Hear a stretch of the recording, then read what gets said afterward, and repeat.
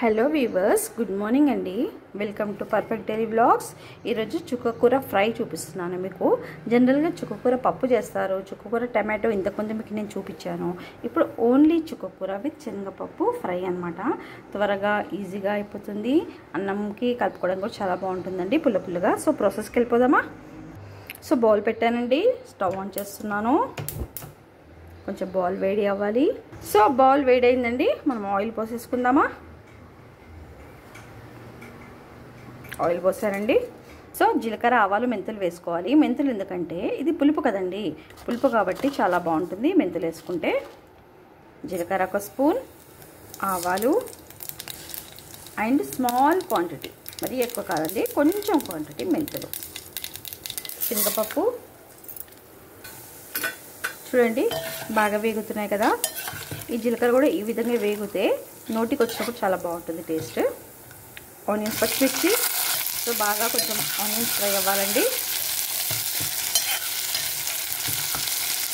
ఈ ఆనియన్స్ నేను ఎందుకు పెద్దగా తీసుకున్నానంటే, జనరల్గా పులుపు వాటిలలో లేదా ఆకుకూరలో ఈ విధంగా చేసుకుంటే బాగుంటుందండి, టేస్ట్ కూడా బాగుంటుందండి. ఆనియన్స్ మెత్తగా అయిపోకుండా మంచిగా ఉంటాయి అన్నమాట. అల్లం వెల్లుల్లిపాయ పేస్ట్ ఇప్పుడే వేసుకోవాలి, ఎందుకంటే అది ఆనియన్స్తో పాటు అది కూడా ఉడుకుతుంది అన్నమాట. కొంచెం వేసుకోవాలండి.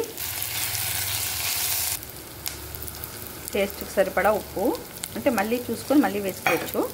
పసుపు, సో ఇప్పుడు మంచిగా చాప్ చేసి అంటే కట్ చేసేసుకొని ఒక 2-3 టైమ్స్ వాటర్లో క్లీన్ చేసుకున్న చుక్కకూర ఆకుని ఇందులో వేస్తున్నానండి. సో వ్యూవర్స్, కొంచెం కరివేపాకు కూడా టేస్ట్ కోసం వేస్తున్నాను. చూడండి బాగా కలిపేసానండి, కొద్దిసేపు పెట్టేస్తున్నాము. సో ఒకసారి చూసుకోవాలండి, మనం కలుపుకుందాం ఒకసారి. ఈ స్టేజ్లో సాల్ట్ కూడా చూసేసుకుంటే బెటర్. సాల్ట్ సరిపోలేదండి, సో సాల్ట్ వేస్తున్నాను. సో వ్యూవర్స్ చూడండి, కొంచెం కర్రీ దగ్గర పడుతుంది అవ్వడానికి. ఈలోపు మనము ఈ పుట్నాల పొడి కొంచెము గ్రైండ్ చేసుకుందామండి. సో వ్యూవర్స్, ఈ కూరకు సరిపడు ఇంత పప్పు క్వాంటిటీ తీసుకొని గ్రైండ్ చేస్తున్నానండి.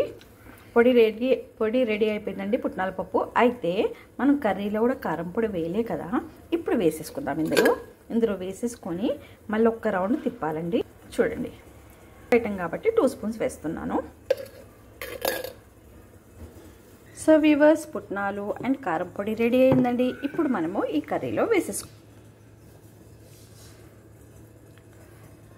నేను చెప్పిన పొడి మీకు ఏమైనా ఎక్కువ అనిపిస్తే మీరు తీసేసుకోండి, అంత క్వాంటిటీ వేసుకోకుండా మీకు సరిపోని వేసుకోవచ్చు. నేనైతే మొత్తం వేస్తున్నాను.